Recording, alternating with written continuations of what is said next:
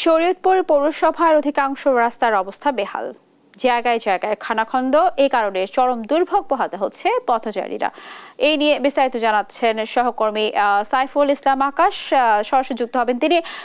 সাইফুল, রাস্তা সংস্কারে কি বলছে সংশ্লিষ্ট কর্তৃপক্ষ এবং স্থানীয়রা কি বলছেন জানাবেন।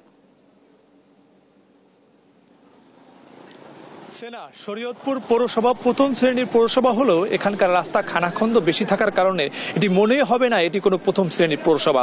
এই মুহূর্তে অবস্থান করছি শরীয়তপুর জেলা পরিষদের সামনে। এখানকার সড়কটা যদি আপনাকে দেখাই, যেটি পুলিশ বক্সের সামনে থেকে আটংয়ের শেষ রাস্তা পর্যন্ত প্রত্যেকটি জায়গায় যেন খানাখন্দে ভরা। প্রতিনিয়ত কিন্তু এখানে 4টি উপজেলার প্রায় 20 থেকে 25 হাজার লোক যাতায়াত করেন এবং এখান দিয়ে কিন্তু স্কুলের যারা সাধারণ শিক্ষার্থীরা রয়েছে তারাও কিন্তু এখানে যাতায়াত করে থাকে এবং তাদের যাতায়াতের ক্ষেত্রে কিন্তু বিভিন্ন সময়ে ছোট বড় দুর্ঘটনার শিকার হচ্ছে, কিন্তু পৌর কর্তৃপক্ষের লোকেরা এখান দিয়ে যাতায়াত করলেও কিন্তু তারা এই বিষয়টি আমলে নিচ্ছে না। এর ফলে কিন্তু আমরা দেখতে পাচ্ছি বিভিন্ন সময়ে কিন্তু দুর্ঘটনার শিকার হচ্ছে এবং এই জায়গাটায় যেহেতু সরকারি প্রতিষ্ঠান সবগুলো সদর দপ্তর এখানে অবস্থান, সেক্ষেত্রে কিন্তু এই জায়গাগুলো দিয়ে মানুষের যাতায়াত বেশি করতে হয় এবং তাদের বেশ সমস্যা হচ্ছে। আমরা একজন পথচারীর সাথে কথা বলার চেষ্টা করব, জানার চেষ্টা করব তাদের কি ধরনের সমস্যা। আসলে এই যে সড়কটি না থাকার কারণে আপনাদের কি ধরনের সমস্যা হচ্ছে, কি চান প্রশাসনের কাছে?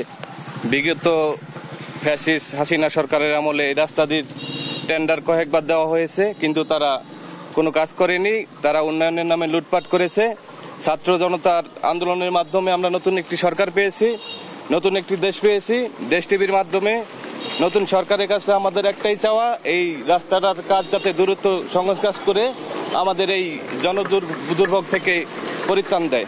ধন্যবাদ আপনাকে। শুনছিলেন এখানকার একজন স্থানীয়র কথা। পাশাপাশি শরীয়তপুর পৌর প্রশাসন পিঙ্কি শাহ, তার সাথে আমরা কথা বলেছি। তিনি আমাদেরকে যেটি জানিয়েছে, শরীয়তপুর পৌর কর্তৃপক্ষের পক্ষ থেকে কিন্তু অতি দ্রুত এই সড়কটি টেন্ডার প্রক্রিয়ায় নেওয়া হবে এবং এই সড়কটি কাজ দ্রুতই করা হবে বলে আমাদেরকে আশ্বাস দিয়েছে। এই ছিল শরীয়তপুর থেকে সর্বশেষ সড়ক থেকে সেনহা।